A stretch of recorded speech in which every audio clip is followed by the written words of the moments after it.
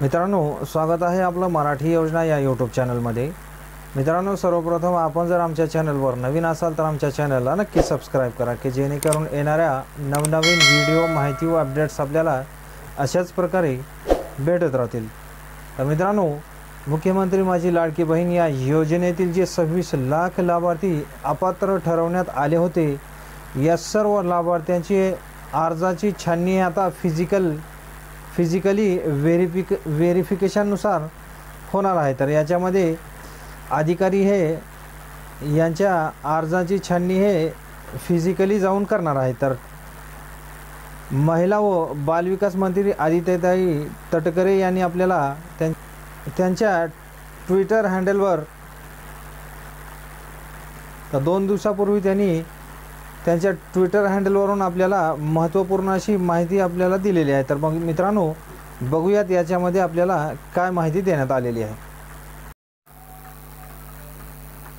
मित्रांनो, याच्यामध्ये आपण बघू शकता की महिला व बालविकास मंत्री आदित्यताई तटकरे यांनी मुख्यमंत्री माझी लाडकी बहीण योजनेअंतर्गत लाभ घेत असलेल्या लाभार्थ्यांपैकी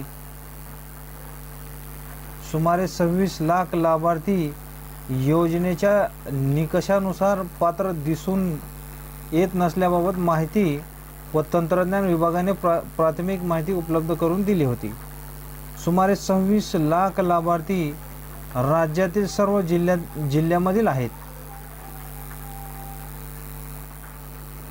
त्यानुसार महिला व बाल विकास विभागाने सदर लाभार्थ्यांची प्राथमिक माहिती संबंधित जिल्हा यंत्रणेला छाननीसाठी फिजिकल व्हेरिफिकेशनसाठी उपलब्ध करून दिलेली आहे। त्यानुसार हे लाभार्थी योजनेच्या निकषानुसार पात्र ठरतात किंवा नाही याबाबतची सूक्ष्म छाननी क्षेत्रीय स्तरावर सुरू आहे। या छाननी अंतर्गत लाभार्थ्यांची पात्रता किंवा अपात्रता हे स्पष्ट होणार आहे।